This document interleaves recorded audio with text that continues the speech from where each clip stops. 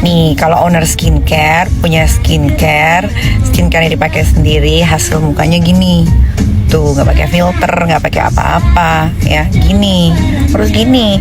Kalau udah jadi owner skincare, bikin story atau live masih pakai filter, berarti barang lo busuk.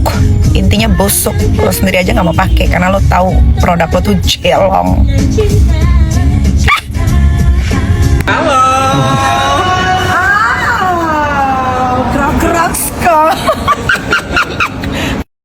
Guys, aku bikin story sambil Jadi, pertanggal 11 Februari kemarin, Rasman yang kita kenal sebagai Kodok Zuma yang bopeng itu sudah dicabut advokatnya. Jadi dia bukan lagi bergelar avokado atau pengacara, sudah dicabut. Nah, kalau dia datang ke Polres Jaksel, dia sebagai apa? Sebagai siluman kah? Atau sebagai Kodok Zuma bopeng? Dan Rasman juga tidak bisa masuk ke semua pengadilan karena gelar avokatnya sudah dicabut. Jadi Rasman tidak punya gelar apapun. Kepada bapak-bapak dan ibu-ibu di Polres Jaksel atau dimanapun, kalau dia datang bersama kliennya yang tolong ditanya surat-suratnya, surat avokatnya yang lengkap karena sudah dicabut. Ular dan gerombolan sirkus di muka abu-abu datang ya ke Komisi 9. Emang enak lo didamprat. Jangan karena lo bisa masuk Komisi 9, lo bisa ngomong cop-cop semau lo, padahal kalian itu penjual skincare overclaim, overprice, penipu, skincare berbahaya. Jangan kalian pikir semua wakil rakyat yang ada di DPR RI itu memihak ke kalian. Ya, nggak seperti uya-kuya. Itu gue sebutin namanya. Kalian bisa naik ke situ, juga bisa masuk ke situ, pasti ada uya-kuyui ya kan, yang nggak bantuin. Biar gue udah ditersangkain, mulut gue ini belum bisu.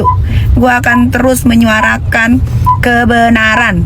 Gue akan terus menyuarakan dan membela rakyat jelata yang ikut-ikutan FOMO, uangnya habis nggak kepugu buat beli skincare overclaim yang nggak ada manfaatnya, apalagi skincare berbahaya. Apa loh? Gue cuma mau mengingatkan aja bahwa laporan di kepolisian itu bukan akhir dari segalanya. Ingat, masih ada pengadilan. Sampai gue tidak terbukti bersalah, aja dulu. Kalian jangan salfok sama muka gue yang tembem, karena ini gue habis cabut gigi sama gue bikin rahang biar caem. Tuh, jadi agak tembem. By the way, lupakanlah tentang pipi tembemku. Ada yang happy ya, gue ditersangkain. Gue udah tahu ini tuh kasus mau dibawa kemana.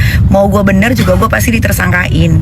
Target kalian mau tahan gue kan? Tahan lah, nanti gue bawa koper, gue bawa baju, gue prepare biar gak bolak-balik ya. Gue tuh bukan penjahat, jadi gue santai. Kalian lah penjahat sesungguhnya. Lagian kalau mau bikin tumpeng, jangan kecil-kecil amat, terlalu imut, sakit hati gue. Harusnya kalau udah berhasil tersangkain gue tuh bikin segede rumah, biar bisa dibagi-bagi ke tetangga gitu. Kecil banget, gimana sih? Duitnya belum habis kan, masih banyak. Bikinlah serumah, bagi-bagiin atau bikin apa gitu. Biar gue juga bangga gitu ditersangkakan. Tapi gue bangga sih, karena gue menyuarakan kebenaran. Itu belum berakhir, itu baru mulai. Be ready sayang. Just information nih guys ya. Gue udah menandai nama-nama yang nanti kalau ini selesai, kalian yang bakal merasakan apa yang sudah kalian perbuat kepada saya. Pengen kayak suara nenek lampir, nggak bisa guys.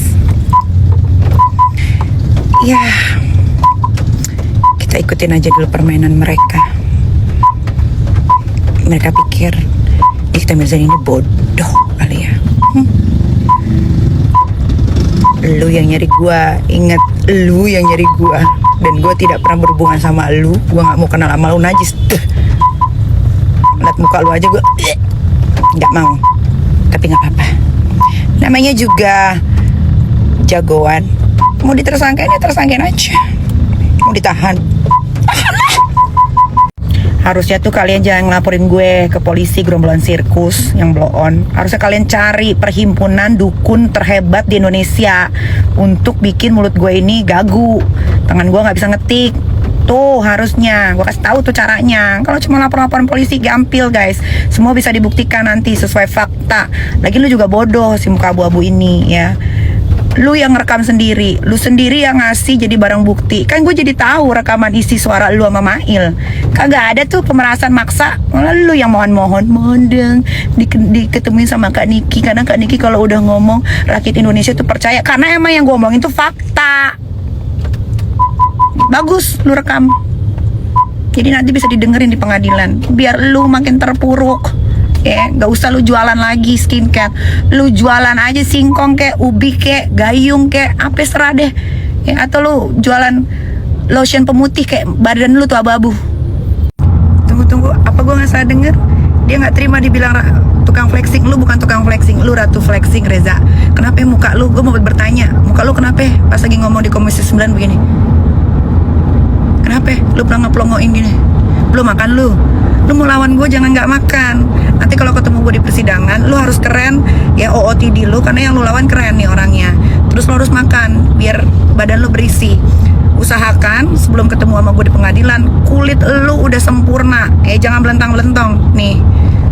Terus jangan lupa minta pilihin OOTD lu ya, sama karyawan lu yang di klinik yang gak laku itu, yang lu jadiin konten. Padahal dia orang klinik yang gak laku, disuruh ke rumahnya, disuruh milih-milihin, nyemot-nyemotin baju sama security yang lu jadiin sosok ajudan megangin payung. Lu harus dipayungin nanti turun dari mobil masuk ke pengadilan ya. Jangan sampai enggak terima dibilang flexing. Lu ratunya. Satu Indonesia tahu lu ratunya. Lagian Komisi 9 ini juga lucu. Ini atas permintaan siapa sih? Itu gerombolan itu yang jelas-jelas jual skincare overclaim, berbahaya, overprice, yang suka nempel-nempel stiker, rebranding. Itu diundang tuh atas permintaan siapa sih? Itu tuh nggak adil banget tuh Komisi 9. Harusnya waktu kalian mengundang itu para gerombolan-gerombolan itu ya, yang kemarin ke Komisi 9, kalian undang juga para korban pemakai skincare dari gerombolan-gerombolan tersebut. Dan kalian undang juga sama owner-owner skincare yang sudah di-approve sama yang namanya Doktip itu. Undang semua, sedoktip-doktipnya undang, siapapun undang, itu baru keren. Jadi kita bisa tahu, bisa tahu terang benderang apa sih masalahnya dengan skincare ini ya, yang pada ngambil keuntungan banyak banget tapi pada nipu, pada bohong, pada branding cuma pakai stiker-stiker tanpa BPOM. BPOM juga apa sih kerjanya bingung gue. Nah, kepada bapak-bapak penegak hukum di Indonesia, coba bapak nonton deh pak, itu siaran ulang yang Komisi 9 manggil gerombolan-gerombolan penjual skincare berbahaya, overclaim, overprice, dan suka nempel-nempelin produk orang seolah-olah produk dia tanpa ber-BPOM. Bapak dengerin baik-baik ya.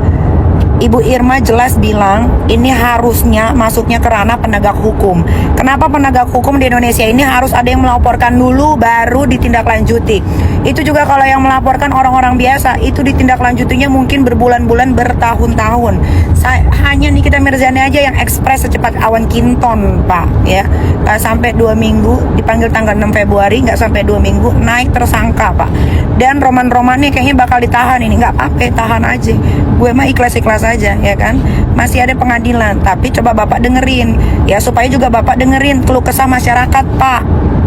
Yang kemarin tuh yang datang ke Komisi 9 itu adalah gerombolan sirkus yang sakit hati sama Nikita Mirzani. Sakit hati karena ucapan Nikita Mirzani itu bener ya, gak ada yang gua karang-karang. Memang lu penipu, memang lu penjual skincare berbahaya, skincare overclaim, skincare overprice, tukang rebranding barang orang seolah-olah itu barang lu. Malah ada yang rebranding skincare malah tidak ber-BPOM. Emang betul sakit hati lu ngadu ke DPR, lucu. Sakit hati lu ngadu ke Polda, lucu. Ada masuk orang ke DPR Komisi 9 gerombolan sakit hati ini Nikita Mirzani. Apalagi lakinya si Ratu flexing tuh, ditanya belengah belengok, nggak laki nggak bini, belengah ngomong hehehe. Aduh Gusti, Besti, gue baru lihat sosial media, baru hari ini gue bisa melihat semua sosial media yang gue punya ya. Please banget kalian jangan bilang polisi ini polisi itu guys. polisi yang menangani kasus gue itu, apalagi penyidik dan jajarannya sudah melakukan tugasnya dengan baik ya. Mereka nggak ada urusannya, mereka cuma menerima laporan, udah selesai urusan gue itu ya, sama geng sirkus, sama ular ya, sama si muka abu-abu yang kulitnya nggak rata, sama si Ratu Flexing. Udah itu aja, nggak usah bawa-bawa ke polisian. Mereka cuma menjalankan tugas aja ya. Jadi please, buat kalian semua yang udah support aku, yang sudah dukung aku walaupun kita tidak kenal, teman-teman online semuanya, aku mohon gak usah bilang polisi begini polisi begitu, nggak usah. Di kasus ini mereka sudah menjalankan tugasnya dengan baik dan benar. Aku bahkan dikasih makan, dikasih minum saat penyidikan waktu di BAP. Pokoknya Besti, ya Polda Metro Jaya khususnya cyber itu sudah melakukan tugasnya dengan baik dan benar. Para penyidik-penyidiknya dan atasan-atasannya sudah melakukan tugasnya dengan baik dan benar. Ya, jangan dieret-eret, jangan dibawa-bawa. Saya selama penyidikan, selama BAP itu, ya saya diperlakukan dengan baik. Saya dikasih minum, ya saya dikasih makan, saya boleh nge-vape nih. Jadi nggak usah dibawa-bawa mereka, ya. Ingat, urusan saya cuman sama skincare yang ownernya nakal ya, yang menjual skincare berbahaya, overclaim, overprice, dan suka nempel-nempelin produk orang lain seolah-olah produk dia tanpa ber-BPOM. Siapa itu yang punya? Geng sirkus, salah satunya Ratu Flexing ya. Nanti akan saya bongkar semuanya ketika waktunya sudah tepat di ruang persidangan. Terima kasih. Ya ampun, ternyata gengnya ular dan Ratu Flexing ke DPR RI Komisi 9 bukan diundang, lah ternyata minta diundang. Lawak. Udah mah datang ke DPR RI jadi cemoohan di sosial media, saking dabrus, saking blonnya, ternyata minta diundang. Gak habis pikir, sampah lo. Salah ular, nggak usah lo posting muka gue. Nikita Mirzani tetapkan jadi tersangka. Orang satu Indonesia udah tahu. Pakai caption. Walaupun pelakuan kamu kejam, lu yang kejam. Lu tuh manusia munafik ya. Lu ngeberangkatin waria umroh, tapi lu lupa ingatan. Lu yang kejam, mulut lu tuh tukang tipu, tukang bohong, tukang kibul. Lu berkaca. Harusnya lu yang dikerangkeng di bulan Ramadan. Semua orang juga tahu bulan depan bulan Ramadan. Harusnya lu yang dikerangkeng, lu yang ditaruh tuh di goa kek, di mana kek. Lu sama dedengkot lu itu selalu muter balikin fakta.